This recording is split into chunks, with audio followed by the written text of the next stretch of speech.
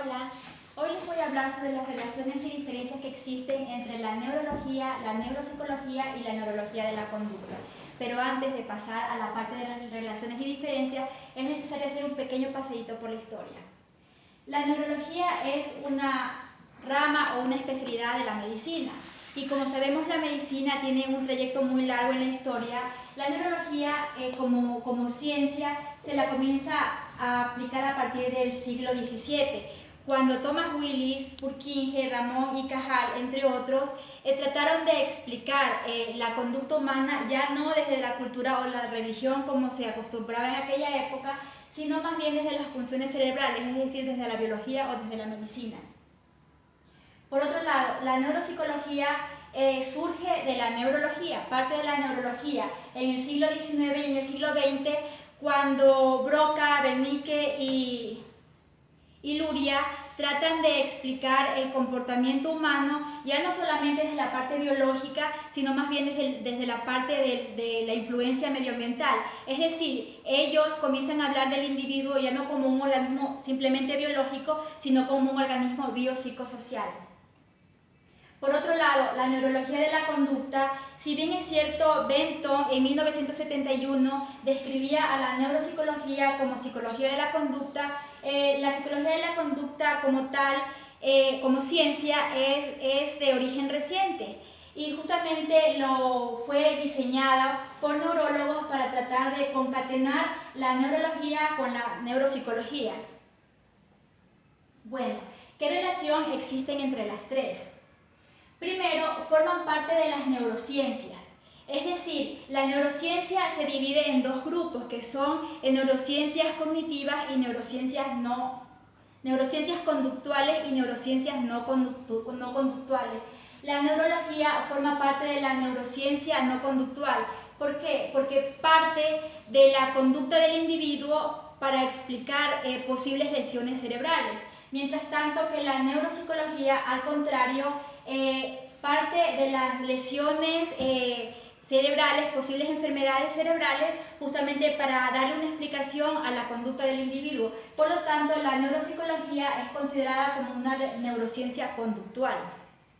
Por otro lado, la neurología de la conducta. Portellanos la cataloga como un eufemismo de la neuropsicología, porque a pesar de que utiliza los recursos de la neuropsicología, se inclina más a la esencia de la neurología, es decir, es más clínica. Por lo tanto, a pesar de que la neurología de la conducta tiene la palabra conducta aquí, es considerada una neurociencia no conductual. Objeto de estudio. El objeto de estudio de las tres es justamente tratar de relacionar, como habíamos dicho antes, las lesiones cerebrales o enfermedades cerebrales, disfunciones cerebrales, problemas en la estructura del cerebro con la conducta del individuo. Herramientas de diagnóstico.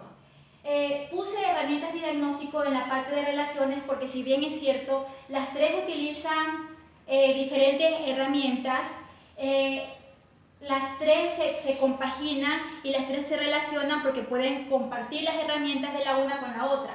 Es decir, mientras que la neurología utiliza más recursos clínicos como por ejemplo neuroimagen para diagnosticar o historias clínicas, etc., y la neuropsicología utiliza más baterías o test especializados para determinar el problema cognitivo. La neurología siempre se va a apoyar en la neuropsicología en sus recursos para emitir un diagnóstico, así como la neuropsicología se va a apoyar de, por ejemplo, las historias clínicas para también hacer su diagnóstico. Mientras tanto, que como ya habíamos dicho antes, la neurología de la conducta trata de concatenar los recursos de las dos para utilizarlos y hacer un diagnóstico un poquito más general.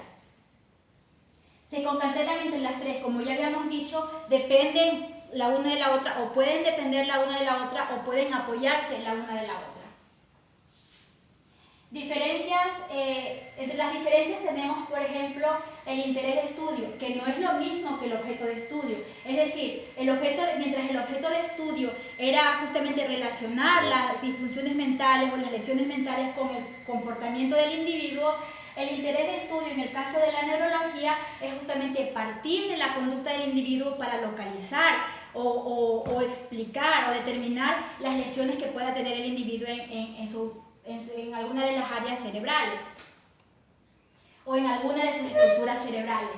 Mientras tanto que la neuropsicología, como ya habíamos dicho anteriormente, es lo contrario, o sea, parte de la